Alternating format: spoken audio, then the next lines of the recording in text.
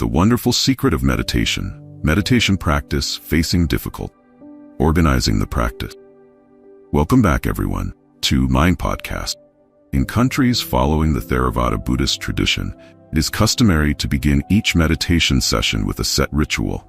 Americans tend to downplay these prayers, seeing them as harmless ceremonies and nothing more. The rituals have been established and refined through practical experience by those who came before us and achieved results on the path of practice. So they are worth deeper consideration and learning. The Buddha himself considered the contradictions of his time. Born into a highly religious and ritualistic society, his thoughts were radically opposed to the religious and social distinctions of his era.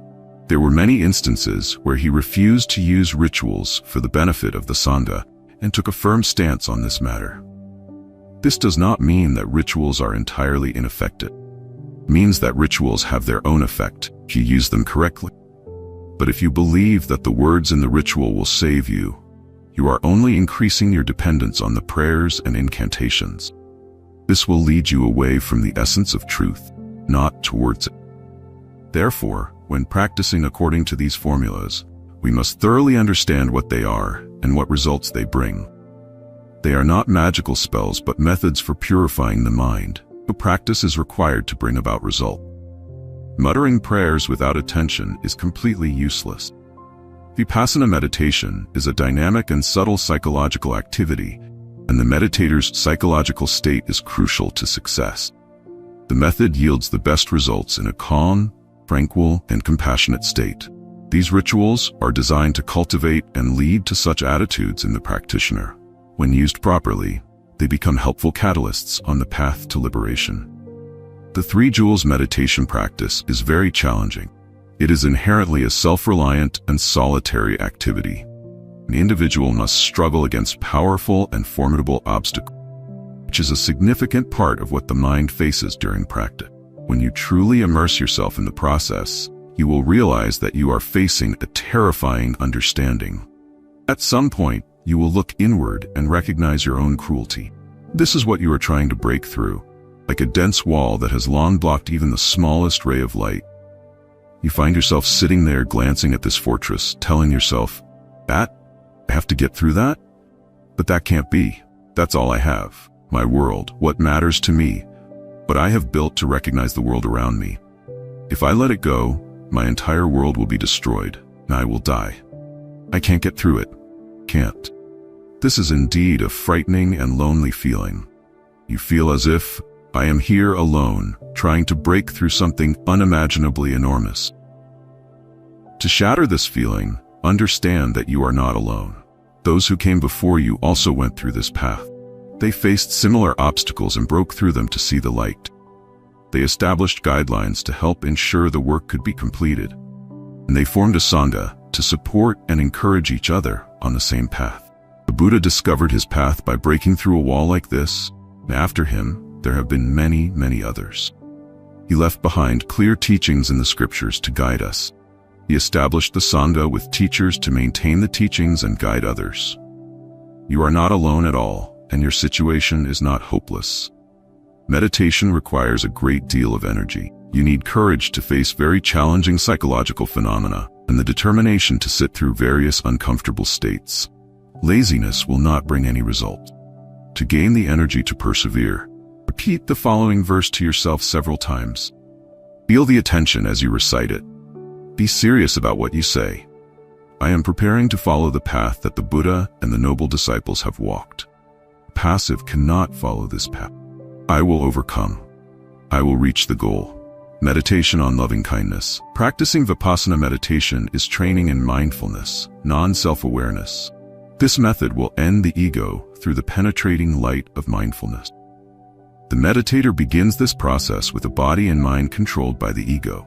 Then, mindfulness observes the workings of the ego, penetrates the roots that create the ego, and shatters that root into pieces. There is a dilemma in this matter. Mindfulness is non-self-attention. If we start with the control of the ego, how can we generate enough mindfulness from the beginning? At any given moment, there is a degree of mindfulness present. The issue is how to gather enough of it to make it strong enough to begin. To achieve this, we need a method. We weaken the most harmful areas that the ego can cause, and then mindfulness encounters fewer obstacles to overcome. Greed and anger are clear manifestations of the ego. When attachment and resistance persist in the mind, mindfulness will have difficulty operating. The result of this phenomenon is easy to see. If you sit down to practice while entangled in something in your mind, you will find that you are getting nowhere. If you are engrossed in plans to make money, you will do nothing but think about it throughout the meditation session. If you are furious about a recent insult, it will occupy your entire mind. Time in a day is limited, so every moment of meditation is precious. It is best not to waste it. The Theravada tradition has established effective means to help you set aside these obstacles temporarily so that you can get to the work of uprooting them permanently. You can use one thought to neutralize another. You balance your mind by thinking of something wholesome in place of something unwholesome that has just arisen. Generosity diminishes greed. Loving kindness dispels hatred. Be clear, this is not about freeing yourself through self-hypnosis. You cannot arrange for enlightenment. Nirvana is an unconditioned state. The enlightened person is truly generous and kind, not because they have been conditioned to be so, but because they purely express their fundamental nature, no longer restrained by the ego. Thus, this freedom is not conditioned. This matter is similar to psychiatric medicine. If you take the medication as directed, it will bring temporary stability to the illness you are suffering from. Then, you can directly address the root cause of the illness. First, you should dispel any thoughts of self-hatred and self-condemnation. Allow wholesome thoughts and wishes to come to yourself. This is relatively easy. Next, wish for good things to happen to those around you. Gradually extend these wishes to your friends, to your enemies, and further to all beings. Done correctly, this practice can become a powerful tool in your spiritual transformation. You should start each meditation session by reciting the following vows to yourself with full attention. May I be healthy, happy, and peaceful. May I not encounter misfortune, difficulties, problems, and may I always meet with favorable conditions. May I have patience, courage, wisdom, and determination to face and overcome the inevitable obstacles, difficulties, and failures in life. May my parents be healthy, happy, and peaceful.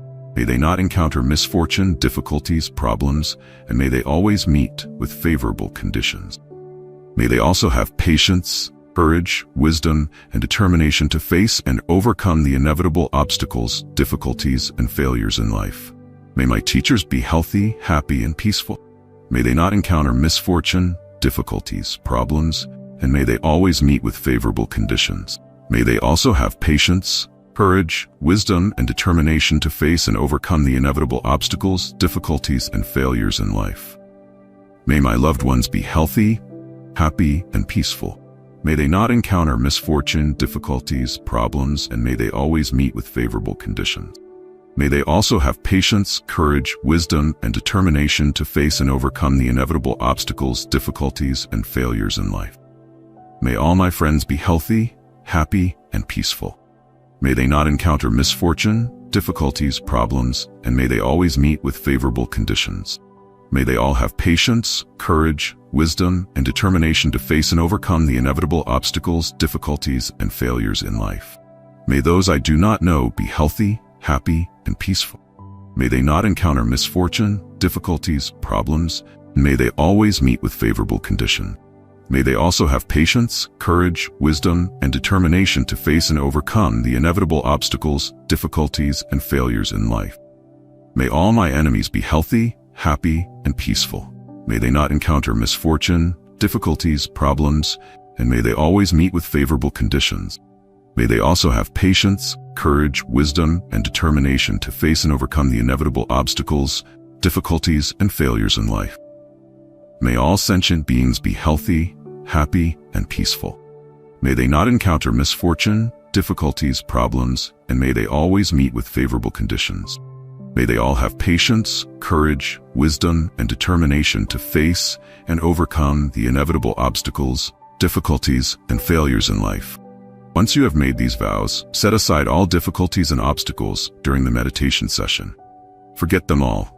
If they intrude into your practice, view them as they are. just wandering thoughts. Practicing loving kindness is also encouraged before going to sleep each night and immediately after waking up each morning. The vows also help you have a peaceful sleep without nightmares. They also help you after waking up. Open your heart to everyone, whether friend or foe, human or any other being. The most harmful, unpleasant feelings that arise in the mind, especially when the mind is quiet, are resentment and anger.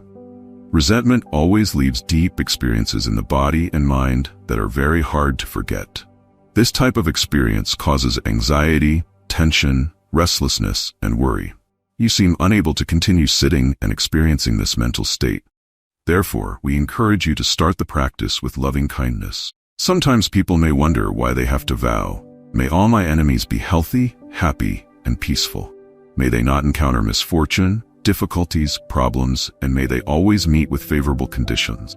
May they also have patience, courage, wisdom, and determination to face and overcome the inevitable obstacles, difficulties, and failures in life."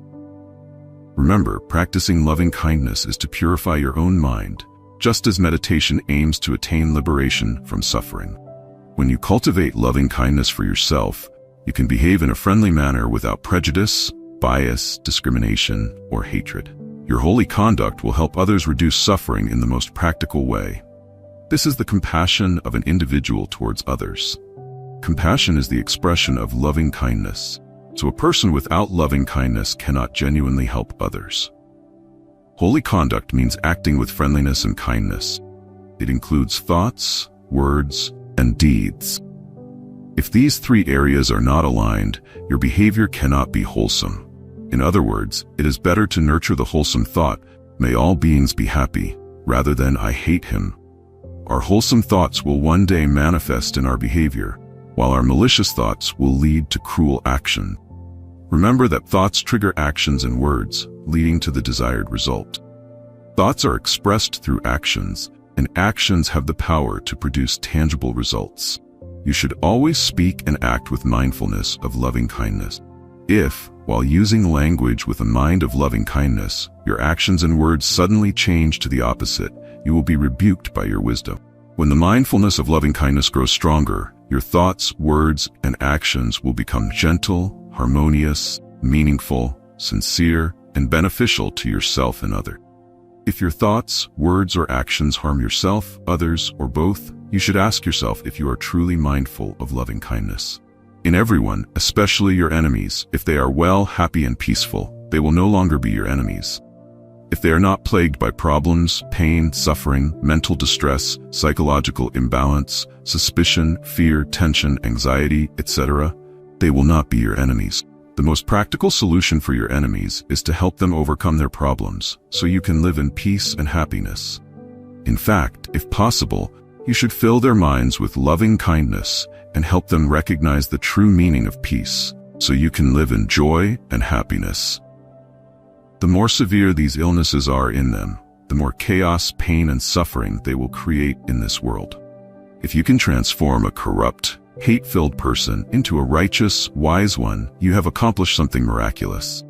Let us cultivate enough wisdom and loving kindness within ourselves so that we can help transform malevolent minds into noble ones. When you hate someone, you may think, "Let him be wicked, suffer, be poor, make mistakes, be isolated, have no friends. After death, may he be condemned to hell." But in reality, your body and mind are releasing toxic substances that torment you, causing you pain, increasing your heart rate, tension, changing your facial expressions, making you lose your appetite, sleep restlessly, and look exhausted and worn down. You are experiencing exactly what you wish upon your enemy. Furthermore, you no longer see reality as it is. Your mind is agitated like boiling water, or you are like a patient suffering from jaundice, finding even the tastiest food bland and unappealing. Similarly, you no longer sympathize with those around you, praise their good deeds, etc. As long as this state continues, you will not be able to meditate well. Therefore, we advise you to practice loving kindness meditation before each meditation session. Recite the above vows mindfully and sincerely with all your heart. As you read these words, first feel the loving kindness within yourself and then extend it to others. You cannot give to others what you do not possess within yourself, can you? Remember, These are not magical formulas. They cannot do anything by themselves. If you use them with that intention, you will only waste your time and effort. But if you truly immerse yourself in these vows with all your sincerity and energy, they will help you greatly. Try it, and you will see the results for yourself. Facing difficulties. You will inevitably encounter many difficulties in your practice. Everyone does. Difficulties come in countless forms, and you can be sure that you will face them, to a greater or lesser extent. The key advice for dealing with obstacles is to maintain the right attitude. Difficulties are a necessary part of making your practice complete. They are not something to avoid, but rather opportunities for learning. The reason we are mired in the swamp of life is our relentless pursuit of desires and our constant avoidance of difficulty. Meditation is like a laboratory where we have the conditions to examine these challenges and develop methods to deal with each one. Unexpected difficulties that arise during meditation are like grain in a mill. They are the materials we work with. There can be no happiness without suffering, and vice versa. Life is composed of both joy and misery. They coexist and are inseparable. Meditation is no exception. You will experience times of good and bad, moments of ecstasy and fear. So never be surprised when you encounter the feeling of hitting a thick, impenetrable wall. Do not think you are special. Every experienced meditator has their own wall. It appears many times. Be ready and prepared to face your own wall. And your ability to deal with difficulties will depend on your attitude at the time. If you learn to view these struggles as opportunities, as chances for growth in your practice, you will make great progress. The ability to face the intense issues that arise in meditation will extend into your entire life, helping you handle the big problems that once troubled you. If you avoid the coarse, ugly aspects of your mind when they arise in meditation, you are only strengthening the habits that have made your life miserable and will make it worse. It is crucial to learn how to confront the shortcomings in your life. The work of a meditator is to learn to be patient with oneself, to look at oneself objectively, with all of one's misfortunes and weaknesses. We must learn to be gentle with ourselves. In the long run, avoiding what we dislike is a cruel act against ourselves. Paradoxically, loving kindness requires us to face our hatred when it arises. Common human strategy when facing adversity is self-suggestion. When something unpleasant arises, you convince yourself to avoid it and seek something better. But the Buddhist approach is the opposite. Instead of hiding or disguising it, the Buddha's teachings urge you to examine it thoroughly. Buddhism advises you not to engrave feelings you do not truly have, or to avoid feelings you genuinely have. If you are miserable, then be miserable. This is the truth. It is happening, so face it. Look it straight in the eye without flinching. When you encounter a negative situation, examine it, observe it mindfully, study the phenomenon, and learn the logic behind it. The way out of a trap is to understand its structure and how it works. You do this by dismantling it piece by piece. Trap can no longer hold you when you have taken it apart. The result is freedom. This is a crucial point, but it is also one of the most superficial aspects of Buddhist philosophy. Those who study Buddhist teachings only on the surface may hastily conclude that it is a pessimistic philosophy, emphasizing unpleasant realities like suffering, urging us to confront discomfort, pain, death, and illness. Buddhists do not consider themselves pessimists. Quite the opposite. Suffering is a constant in life, unavoidable. Learning how to deal with it is not pessimism, rather practical optimism. How will you act when your spouse dies? How will you feel if your mother is going to die tomorrow? Or your sister, close friend? Suppose you lose your job, lose your savings, become disabled in one arm in a day, and face the prospect of spending the rest of your days in a wheelchair. How will you react to the pain of cancer and cope when death is near? You may overcome some of these misfortunes, but you cannot avoid them all. Most of us have already lost friends or loved ones. We all occasionally fall ill, and sooner or later we will die. You can suffer terribly when it comes, or you can face it with wisdom. The choice is yours. Pain is inevitable. Suffering is optional. Pain and suffering are two different things. If any of these disasters befall you in your current state, you will suffer. The habits that currently control your mind will drag you into misery, with no way out. Just a little time spent learning alternative methods to these habits is truly worthwhile. Most of a person's life is spent expending energy to find ways to increase pleasure and reduce pain. Buddhism does not advise against doing this. Wealth and security are good things. Pain should be avoided if possible. No one tells you to give up what you have or seek out unnecessary pain, but Buddhism advises you to spend some time and energy learning how to face discomfort, because there are pains that cannot be avoided. When you see a car coming your way, you should try with all your might to avoid it quickly. Dedicating time to meditation is similar. Learning to confront discomfort is the only way to deal with the cars you cannot see. Many issues will arise in practice. Some are physical, some are psychological, and others stem from the meditator's perspective. All must be confronted, each with its own approach, and all are opportunities for you to overcome them. Issue 1. Physical pain. No one likes pain, but whether we want it or not, everyone experiences pain from time to time. It is a common experience and tends to occur during practice in one form or another. Dealing with pain involves 2 stages. One is to get out of the pain if possible. If not, reduce it as much as possible. Then, if any pain remains, use it as the object of meditation. The first step is to deal with the physical pain.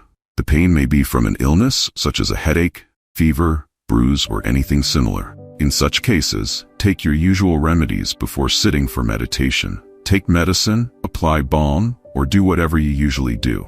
There is also pain caused by the sitting posture. If you have never sat for long periods in the lotus position on the floor, it takes time to adjust. Discomfort is almost inevitable. The treatment depends on the location of the pain. If the pain is in the shin or knee, check your clothing. It may be too tight or made of thick material, so change it. Also, check your cushion. It should be about 3 centimeters high when you sit on it. If you have pain in your waist, loosen your belt. If you have pain in your lower back, your posture is probably incorrect. Leaning is never comfortable, so sit upright. Don't stiffen, even as you keep your spine straight. Shoulder and neck pain can have multiple causes. First, incorrect hand placement. The hands should rest comfortably on your lap, not up at your waist. Relax your arms and neck muscles. Don't let your head droop forward. Keep it aligned with your spine. After you've made these adjustments and the pain persists, move to the second step. Use the pain as the object of meditation. Don't fidget or shift, just observe the pain mindfully. When the pain becomes intense, you'll notice that your attention is no longer on the breath. Don't resist. Let your attention merge with the sensation. Immerse yourself fully in the pain without interfering with the experience. Examine this sensation. Move beyond the avoidance reaction to go straight to the essence of the sensation, lies beneath. You'll discover that there are 2 aspects at play. One is the pure sensation, pain. The other is your resistance to the sensation. The resistance is partly physical and partly mental. The physical part includes the tension in the muscles around the pain area. Relax these muscles bit by bit until they are completely loose. This step alone may reduce most of the pain. Next, address the mental resistance. Just like physical tension, mental resistance also affects you. Your mind is rigidly attached to the sensation of pain, trying to protect itself and push it out of consciousness. The rejection is a form of the attitude, I don't like this feeling, or go away, without needing to say it aloud. It's subtle, but it's there, and you'll see it if you truly observe. Find it and relax it. The final part is very delicate. No human language can precisely describe this action. The best way is through analogy. What you do to the tensed muscles, do the same to your tensed mind. Relax it, bit by bit. The scriptures acknowledge that the body and mind are closely connected. This is true to the extent that many people don't recognize the difference between the 2. For them, relaxing the body is relaxing the mind and vice versa. They experience the relaxation of body and mind as one process. Regardless of how you view it, completely relax until your attention slows down enough. Overcome the obstacle, the pain you're facing. There is a gray area between the self and the other. There is a boundary between me and the pain. Dissolve this obstacle, and that separation disappears. You gradually enter and merge with the pain. Become the pain. You attentively observe its diminishing, along with the self, and follow it, and then something miraculous will happen to you. no longer hurts. Suffering is also gone. Only the pain remains, just a nearby experience and nothing more. The I that was suffering has disappeared. Result is freedom from the pain. This is a gradual process. Initially, you may hope to overcome small pains, but be overwhelmed by greater pain. Like any other skill, this will improve with practice. The more you practice, the better you will be at dealing with greater pain. It is important to understand this clearly. We do not advocate self-torture in this area. Self-mortification is not the point here. This is a practice in mindfulness, not an endurance test. If the pain becomes unbearable, you should change your posture, but do so slowly and mindfully. Observe the movement. Feel the sensation as you move. Watch how it affects the pain. Notice if the pain subsides. Try to move as little as possible. The less you move, the easier it is to maintain continuous mindfulness. Many new meditators say they cannot maintain mindfulness when there is pain. This difficulty arises from a misunderstanding. These meditators think that mindfulness is separate from the experience of pain, but it is not. Mindfulness never exists alone. Always has an object. Pain is a state of mind. You can be mindful of pain just as you are mindful of the breath. In Chapter 4, we discuss the rules for applying mindfulness to pain, just as to any other mental state. You should be careful not to exceed your limits of endurance, nor should you be too lax or careless. Never impose more than necessary, but do not overlook any detail either. Do not cover up the pure experience with relative concepts or distant thought. Keep your awareness in the present moment, right at the pain, so you miss nothing from beginning to end. Pain that is not viewed under the light of mindfulness will create psychological resistance, such as fear, anxiety, or anger. When viewed correctly, we do not react in such ways. It is simply a sensation, a simple stream of energy. Once you have learned this method with physical pain, you can apply it to the rest of your life, and apply it to any unpleasant sensation. What works for pain will also work for anxiety and depression. This method is one of the most useful and universal skills in human life. It is patience. Issue 2. Numbness in the legs. It is very common for new meditators to experience numbness in their legs during meditation. This is simply because they are not used to the lotus position. Some people worry about this issue. They feel the need to stand up and move around a bit. Few others even believe they might develop gangrene because blood cannot circulate. Numbness in the legs is nothing to worry about. It happens because of pressure, not because blood isn't circulating. You cannot damage the cells in your legs by sitting. So don't be anxious. When your legs become numb during meditation, just observe the phenomenon mindfully. Notice what it feels like. It's an uncomfortable sensation, but it's not painful if you don't tense up. Calmly observe it. Your legs will be fine even if they remain numb throughout the entire meditation session. Over time, as you continue to practice, this phenomenon will gradually disappear. Your body will gradually adjust to the practice, and eventually you won't experience numbness even during long meditation sessions. Issue 3. Strange sensations. Meditators experience all kinds of phenomena during meditation. Some people feel itchy. Others experience shivering, deep relaxation, a sense of floating or lightness. You might even feel as if you are growing larger or smaller or floating in the air. New meditators often become excited when they encounter these sensations. In daily life, most sensory experiences are limited and cannot fully reach consciousness, and we have grown accustomed to this perspective. When relaxation is established, the entire nervous system becomes more efficient at processing sensory input, leading to sensations that are different from normal, but they don't have any special meaning. They are simply sensations like any other. So just stick to your practice, observe them arising and passing away without interfering. Issue 4. Drowsiness. Lethargy. Drowsiness or lethargy often occurs during meditation. When you become quiet and comfortable, it is when it happens most easily. The ironic thing is that we usually experience this state when we are drifting off to sleep, and now we encounter it in meditation practice. So it is easy to drift off into sleep. When you recognize that this issue is occurring, you must apply mindfulness directly to the state of lethargy itself. Lethargy has its own distinct characteristic. It influences the thought process to a certain degree. Find out what those are. The sensations in the body also accompany it. Notice where they are. The mindfulness that seeks to understand this is the antidote to lethargy and will dissolve it. If mindfulness does not work, you should examine the physical causes of drowsiness. Identify them and address them. If you have just eaten and feel full, that could be the reason. It is best to eat lightly before meditation or wait about an hour after a full meal. Do not ignore other obvious factors. If you have been working hard all day, of course, you will be tired. Similarly, if you only slept a few hours last night, take care of your basic physical needs before practicing. Do not give in to drowsiness. Being aware while sleeping is entirely different from being aware while meditating. You will not gain wisdom while sleeping, but you will in meditation. If you feel too sleepy, take a deep breath and hold it as long as you can, then exhale slowly. Repeat this until your body heats up and the drowsiness disappears. Then return to the breath. Issue 5. Inability to concentrate. Overactive or wandering attention is a state everyone experiences from time to time.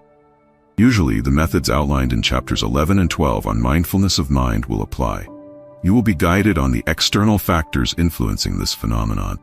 Adjusting your schedule may be the best solution for this issue. The seeds of the mind have supernatural power. They can persist in the storehouse consciousness for many lifetimes. Artistic images have been woven, shaped by materials, expressed skillfully through the pen of a talented writer, with details and representations that can lie dormant in the mind without our awareness. If you have watched the best movie of the year, the meditation session afterward will be full of images from that movie. You are in the middle of reading the most thrilling novel. Your meditation will be filled with terrifying monsters. So you need to rearrange your schedule. Meditate first, then read or watch movies afterward. Another convincing factor is your emotional state. If your life is in conflict, that turbulence will enter your meditation session. Try to resolve or at least settle conflicts if possible before sitting down to meditate. Life will run more smoothly and you won't waste time thinking uselessly during your practice. Do not use this advice as an excuse to skip meditation sessions. Sometimes you cannot resolve every issue completely before sitting down, so just meditate anyway.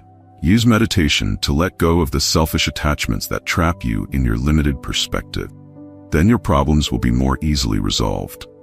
There will also be days when your mind simply refuses to settle down, and you cannot find the reason why. Remember the cyclical nature we discussed earlier. Meditation also follows cycles, with good days and bad days. The main focus of Vipassana meditation is mindfulness. An empty mind is less important than being mindful of what the mind is doing. If you are agitated and cannot stop it, then observe it, the agitation. It all belongs to you. The result will be a step closer to discovering the self. Above all, never be discouraged by your restless mind. That chatter is just an object for you to apply mindfulness to. Issue 6. Boredom. It is hard to think of anything more boring than sitting like a rock for hours, doing nothing but watching the sensation of breath passing in and out at the edge of your nostrils. You will experience boredom many times during your practice. Everyone does, and you are no exception. Boredom is a mental state and must be addressed accordingly. There are a few simple methods to deal with this issue. Method A. Re-establish true mindfulness. If the breath has become dull after many observations, you can be sure of one thing: your mindfulness is off track. Mindfulness is never boring. Look again. Never assume that you know what the breath is. Never be certain that you have seen everything there is to see. You believe so, it means you are conceptualizing the entire observation process. You are no longer observing the living reality. When you clearly focus on the breath or anything else, you are never bored. Mindfulness looks at everything with the eyes of a child, full of wonder. Each moment is as it is, and this is the only moment that exists in the universe. Look again and see. Method B. Observe your current mental state. Observe the state of boredom mindfully. What is boredom? Where is it? How does it feel? What is its structure? Can it be touched? How does it affect mental activity? Give boredom a completely fresh look, as if you have never been bored before, and this is your first time. Issue 7. Fear. Fear sometimes arises during meditation without any apparent reason. It is a common phenomenon with many causes. One possibility is that you may be experiencing the effects of some repressed event from the past. Remember, thoughts form first in the unconscious. The emotional content of mental formations often filters into conscious awareness before the thought itself manifests. If you sit through the fear, that very memory might surface right where you are enduring. Another possibility is that you might be facing the universal human fear of the unknown. At some point on the path to truth, you will be deeply shocked by what you are actually doing. You are breaking down the walls of illusion that you have always used to explain life to yourself and protect yourself from the terrifying fire of truth. You are about to confront the ultimate truth. It is a terrifying thing, but it must happen eventually. So why not go straight into it? The third possibility is that the fear you are feeling might be self-created. It arises from clumsy concentration. You may have unconsciously set up a program to inspect what arises.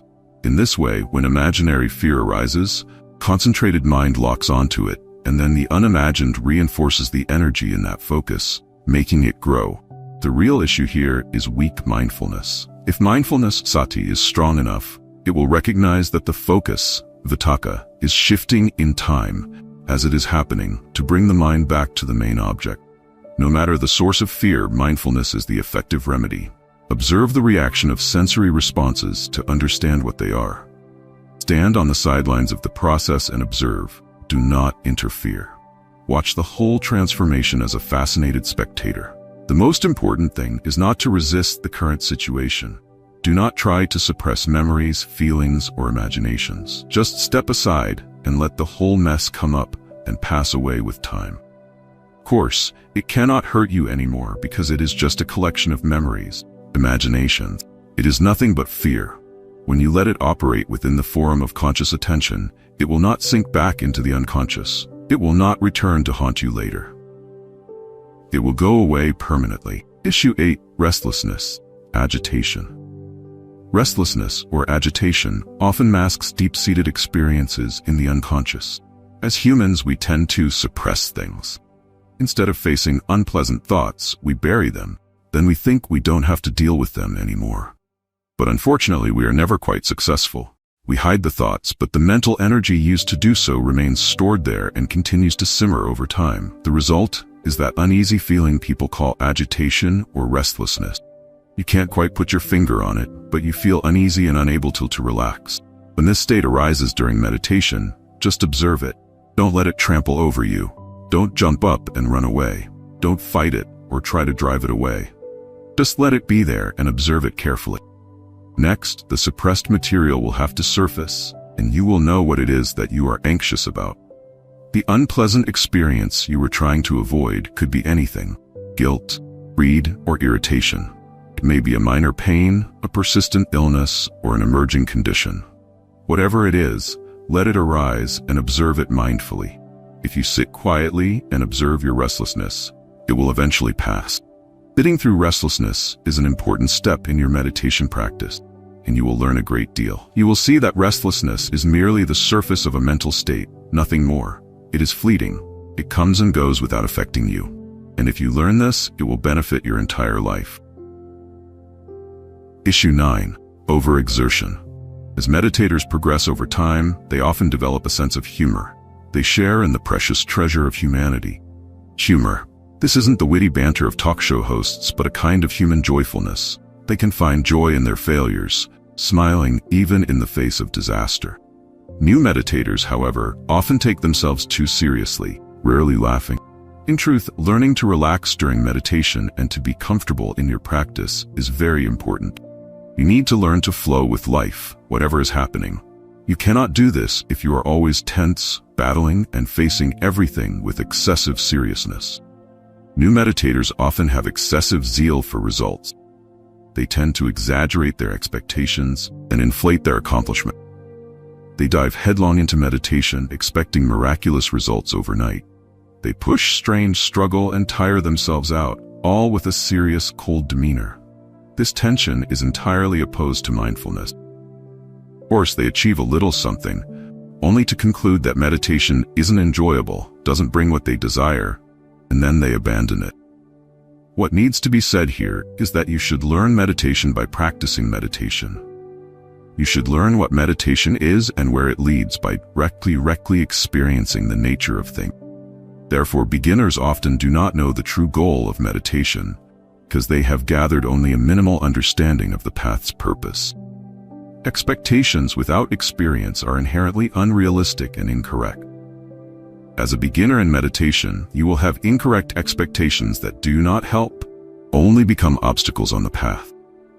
Overexertion leads to rigidity and melancholy, then feelings of guilt and self-condemnation.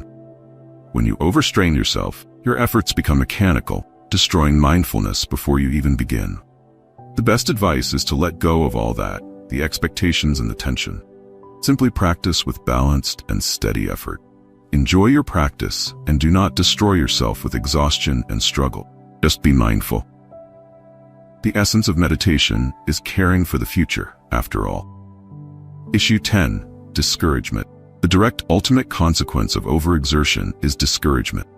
You're tense, not getting anywhere. You realize you haven't achieved what you expected, so you become discouraged. You see yourself as a failure. All of this is natural but avoidable. Cause is pursuing unrealistic goals. However, this is still a common phenomenon. Despite all the best advice, you may suddenly find it happening to you. There is a way to deal with this problem. If you find yourself discouraged, observe the state of mind clearly. Don't add anything to it. Just observe. The feeling of failure is just another fleeting psychological reaction. If you get involved, you give it energy to grow. But if you just stand aside and watch, it will pass and disappear without saying goodbye. If discouragement arises from recognizing failure in meditation, it is easy to resolve. You feel you've failed in your practice, can't establish mindfulness, then simply be mindful of that feeling of failure. There, you've already re-established mindfulness. The cause of the feeling of failure is nothing more than a memory. There is no real failure in meditation. There are setbacks and difficulties, but there is no failure unless you stop practicing. Even if you spend 20 years and get nowhere, you can still be mindful at any moment you choose. The decision is yours. Regret is just a way to lose mindfulness. The moment you realize you've lost mindfulness, that realization itself is an act of mindfulness. So continue the process. Don't get lost in psychological reaction. Issue 11. Resistance to meditation.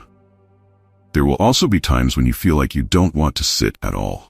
This thought is not good. Skipping a session might not seem too serious, but it can easily become a habit. A wise person will overcome this resistance, sit down, and observe that feeling of resistance. Usually, this is just a fleeting sensation, like a drop of water on a hot pan, evaporating before your eyes. 5 minutes after sitting down, this feeling disappears. In other cases, it may stem from a bad mental state during the day, carrying over into your meditation session. Even so, it will pass. So why not let it go in the first 20 or 30 minutes, instead of carrying it around, letting it ruin the rest of your day? Sometimes resistance may arise from a blockage in your practice that you may or may not be aware of. You know what the problem is. Use one of the methods in this book to address it. Once resolved, the resistance will be gone. If you don't know what the issue is, you'll have to persist in discovering it. Just sit through the resistance and observe it mindfully. When it expires, it will quietly leave, even if you don't know what it was. After that, the root of the problem will surface and you can deal with it. If resistance to meditation is a recurring feature of your practice, you should believe that it stems from subtle flaws in your basic approach. Meditation is not a ritualized series of specific movement. It's not a painful exercise or a period of training to endure boredom. Nor is it a matter of severity, seriousness, or duty. Meditation is mindfulness. It is a new way of seeing, a new way of living. Meditation is useful to us, so appreciate it, and resistance will dissipate like mist in the summer wind. If you've used every possible means and resistance still persists, there's a problem here. It could be a metaphysical obstacle that the meditator has encountered, far beyond the scope of this book. Usually this does not happen to beginners, but it is possible. Don't give up, seek help. Find a good Vipassana teacher to help you understand the issue. They are there for this purpose. Issue 12. A state of bewilderment or darkness. We've discussed the phenomenon of aimless wandering, but there is a specific turn you need to be on guard for. Mental dullness can be an unwanted byproduct of deep concentration.